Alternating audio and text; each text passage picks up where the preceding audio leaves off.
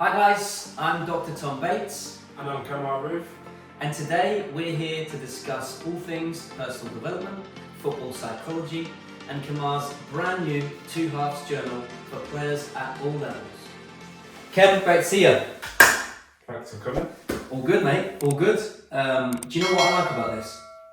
Is that anybody tuning into this will know, or may not know, that Kem and I have worked together for many years, Yes, yeah. from the early days. West Brom. West Brom, yes. I'm not sure what age, maybe 16, youth team maybe? It would have been, yeah. 16, 17 years old? 16, 17, yeah. Wow. No time. Do I look any older or not? No. It's the right answer. It's the right answer.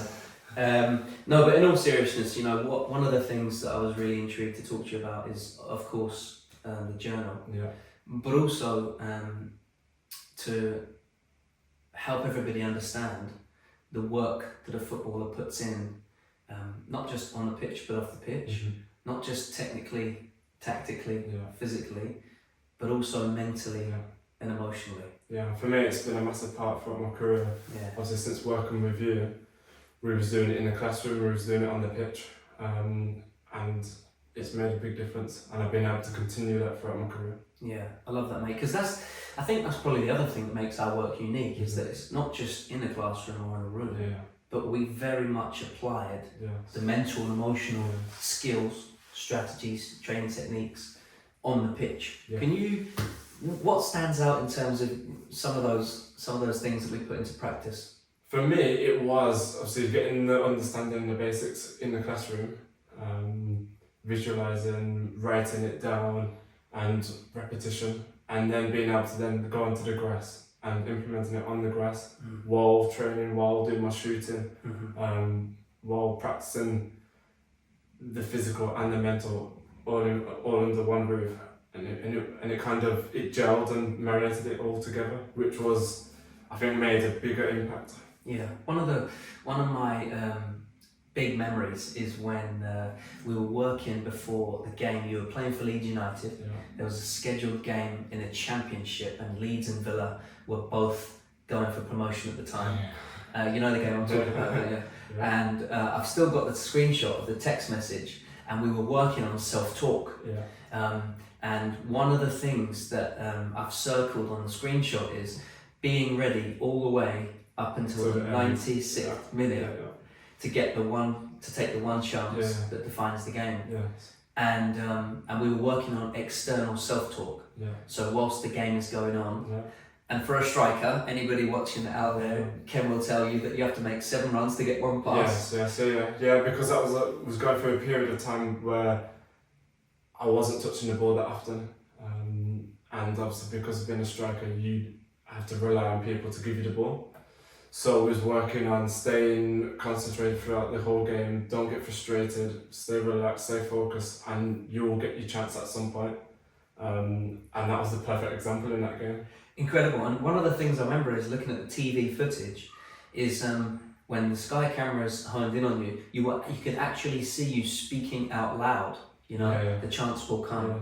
And a lot of that self-talk, that affirmation work, acts to focus the mind, block out pressure, so that you can execute when it matters. Yeah. And of course, tell everybody what happened in the game. Yeah, I scored a last minute winner, which was one of the best goals for me. I will never forget that moment. And it was also, it meant more as well because of the work we'd done beforehand, which not many people would have known about that. Yeah. And also it was a big moment for Leeds in that season. Absolutely.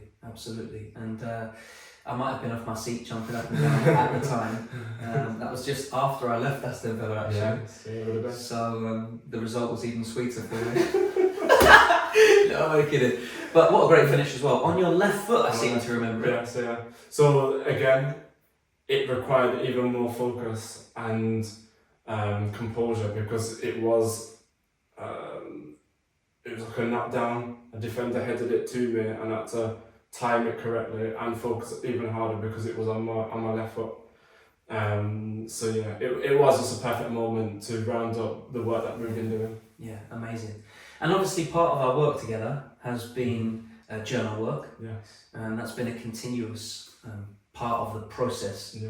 of the psychological conditioning and training that you've been using throughout your entire career, ever since the under-16s at West Brom, all the way up to throughout your career. Yeah. So talk to me a little bit about what you've created here. So I've created this journal because in my time I've been just writing it down on pieces of paper, again probably a week later losing the pieces of paper, writing it on my phone notes. Again, the more notes you write, the further down what you wrote, the notes have gone down in the list, so again you lose it. So I needed a place where I could just put everything in a book and keep it safe. So I thought, go on the internet, have a search, couldn't find anything. So I thought, let me just create it myself. I already knew the questions I needed to ask myself from the work we've done together. So that will again that will help prompt the answers that you need to keep building and storing the knowledge and keep working on it. Love that. And also, there's a really powerful start. There's some quotes. Yes. So again, for me, I do like my quotes. I don't know if you can see that. I like my quotes, and I believe in these ones. And like Betsy was saying, throughout when I'm training, when I'm on the pitch playing the games, I will talk to myself. And these are some of the quotes and situations that I will tell myself, and I do believe it does help me. Yeah, love that. Specifically writing different quotes down that mean something to you. Yeah. What does that do for your energy, your attention, your mindset going into training, going into games? Again, it takes any distractions away. It's just you're focused on what you need to do, so it enables you to block anything else out. This one, perfect. You want to have this one. What is meant for you will not pass you by. Yeah, and for me, it's so true because you're always worrying about things that you can't control, and this quote sums it up perfectly. Just keep concentrating, keep working, and your time will come. It will happen if you keep working at it. Yeah, love that. And that's why at the very start of the journal, you've specifically placed goal setting. Yes, yeah, exactly. So we go to the next page. So targets for the season. For me, every season I will make my own targets. I won't tell everybody what they are. I'll keep them to myself. Just because, again, for me, I find it adds more pressure if I tell the world, tell everybody. Yeah. And that's one thing I'm trying to work on is get rid of the pressure, stay relaxed and focused as much as possible. So there's no point adding pressure on myself for no reason. So I'll keep it to myself. I'll write it down.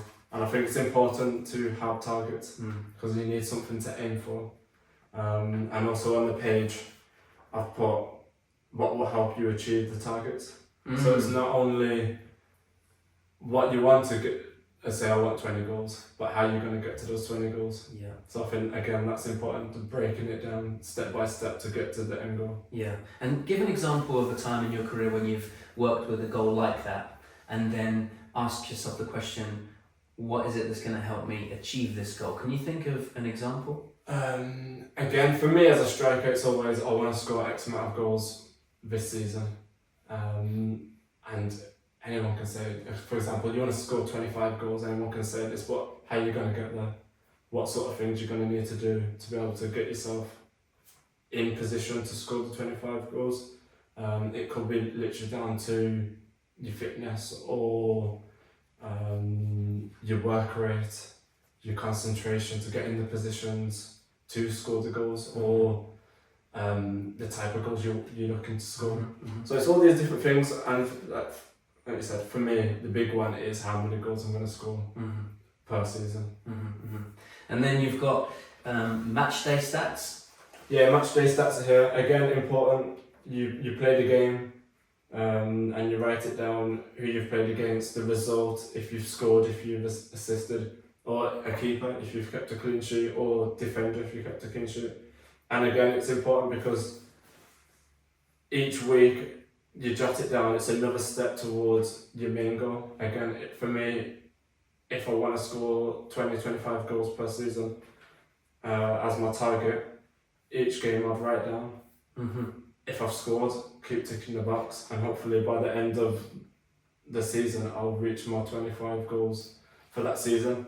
And again, for example, when I was at Leeds, I'd print off the fixture list, and I would then section off each month how many goals I want to score in that month to be able to get to my total goals for that season.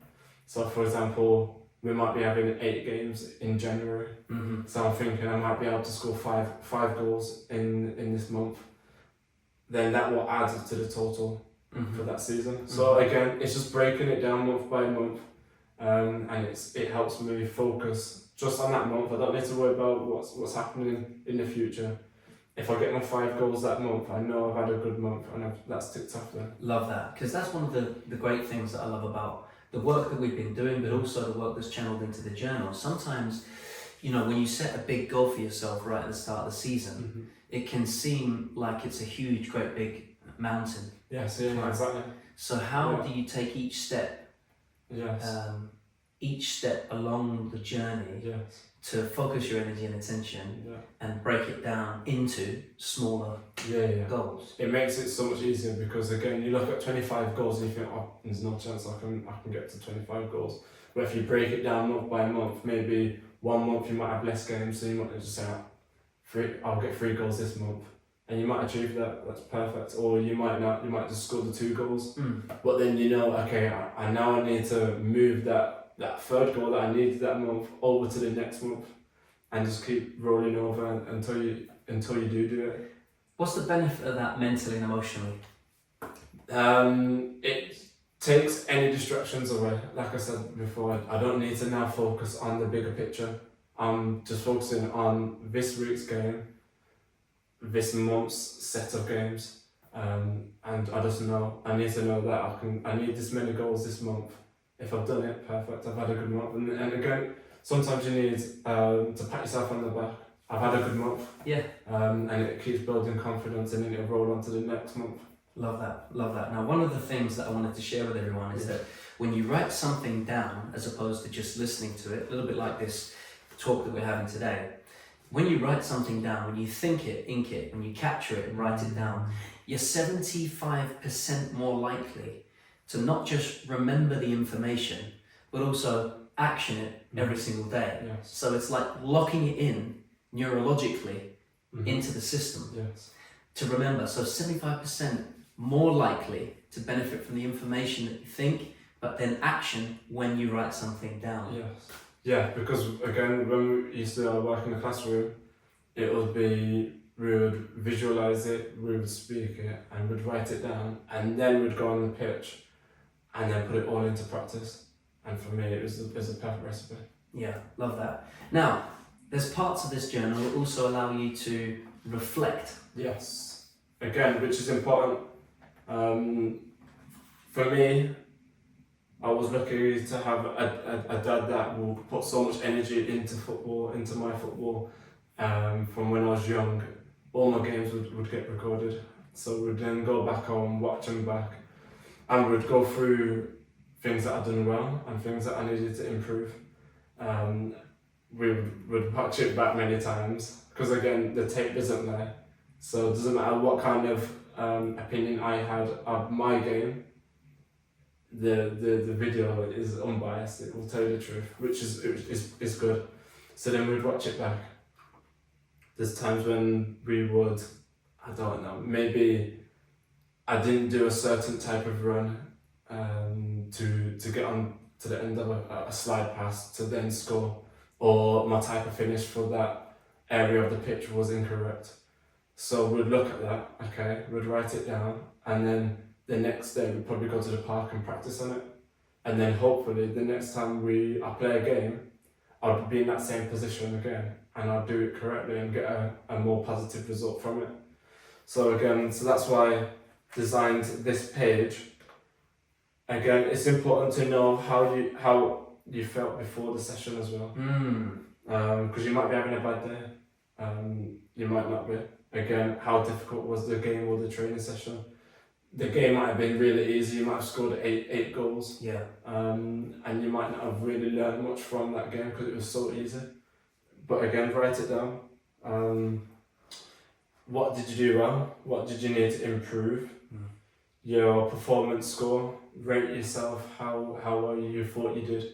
Because again, it's taking accountability of your own performance. Yes. You might have marked yourself a 10, but you watched the session back or the game back, and really you might have been a 5. So again, it's pairing it up. Again, preparation before your training or your game, physically and mentally. Again, you might have had an amazing session. There's times when I've had an amazing session, an amazing game, and I felt so good. And I want to replicate it for the next day, but I might not be able to remember what was it that got me in that state of mind or physical shape to perform so well. So I thought that was important. If you write down what you've done before the session, mentally and physically, it might be easier to go back to it and think that's what made me so good this game, this training session. I love that because this is the way you've designed it is so simple. Yeah, exactly. That anybody can use it. Yeah. And sometimes when I've seen other journals, they're quite complicated. There's a lot of information. Yes. What I like about this particular journal is that it's so simple and it's interactive. So the player actually interacts simply in the process. Yes. And that's the other thing that I love about this. Yeah. It's not a secret recipe, you do it one day and repetition. overnight it's an X factor, I'm a star. Yeah. It's repetition of the process. Yes. It's integrated within training programs, not just at grassroots level, but all the way up, Premier League, international level. Have you used journal work? I mean, I know the answer to this. Have you used journal work like this in your career all the way through? Yes, all the way through I have, but I've never been able to put it in a book and keep it safe and have everything documented in one place. It's all scattered about everywhere. So I wish I had a journal throughout my whole career, because even just looking back through it, what did I do on this date? Because again, I keep going back to experiences of my career. Working with Bielsa at Leeds. After every game, he would do a debrief individually. So we would watch the game back, myself, Bielsa, and a translator.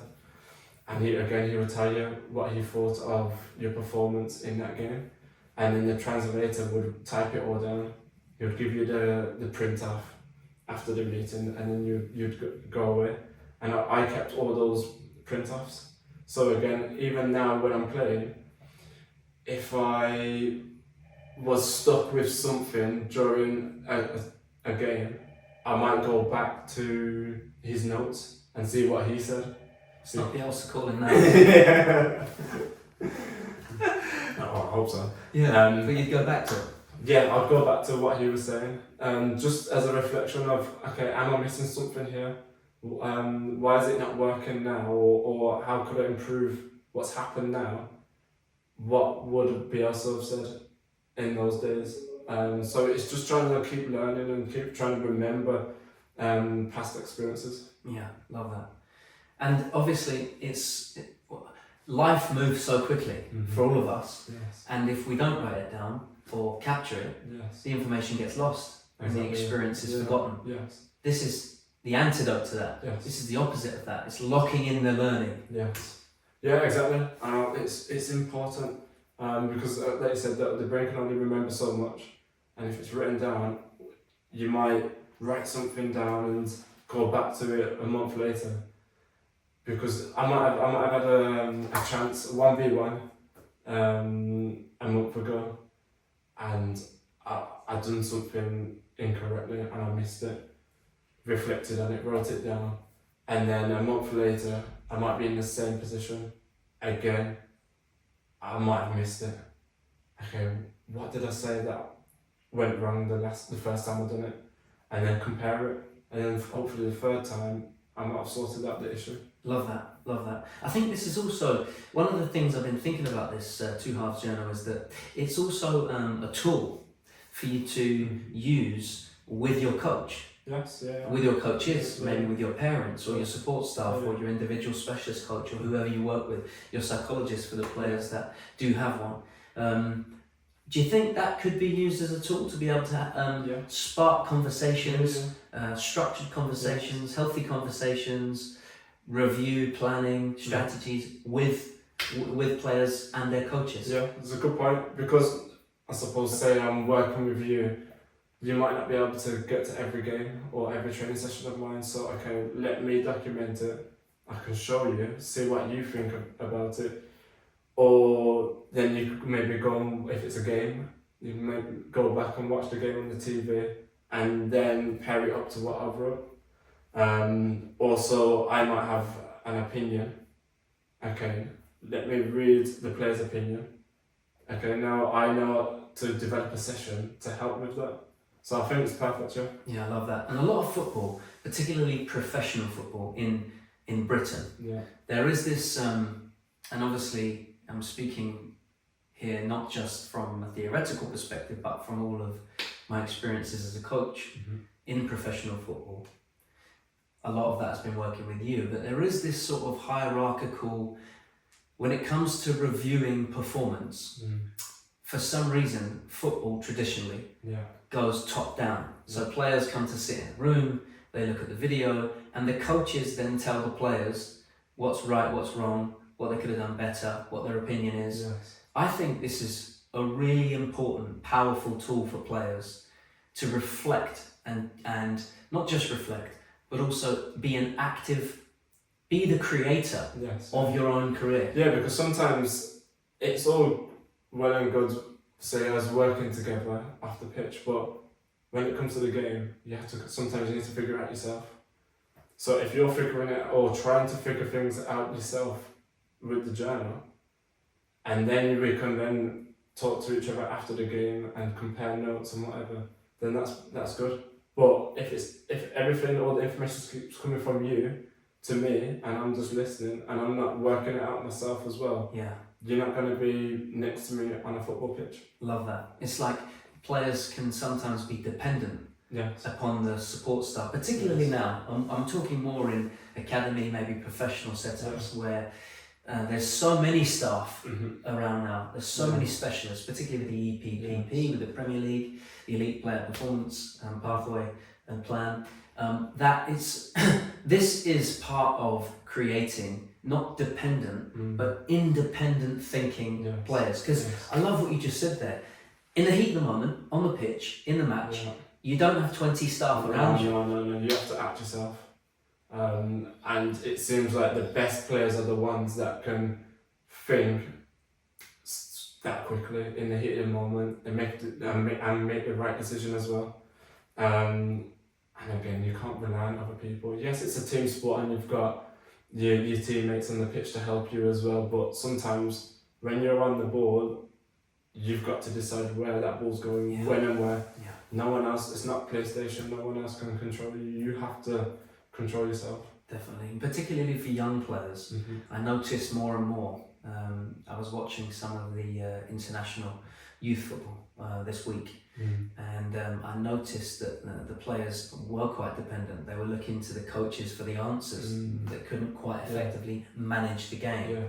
So do you think this could be a tool to help players not just at grassroots level, but through academy, youth international, Premier League players, think through their own performances? Yeah, definitely. I originally designed this for myself, not so much an age group. So I believe if I'm using it at my age and experience, anyone could use it.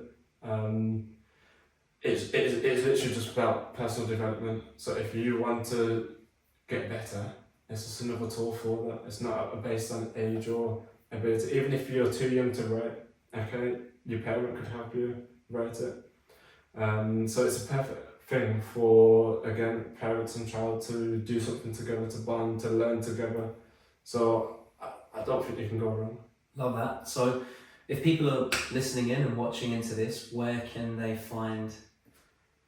So yeah, it's on the website twohalvesjournal.co.uk. It's on there, and again, I might be biased because it's me that designed it, but again, I wish I had this when I started, and even just for like memory's sake, of writing everything down throughout my whole career, and being able to look back at it, maybe when I do retire, or even my kids to look back at it and they can kind of live the moment through the journal, which I think will be a nice touch. Kemar, Roofe.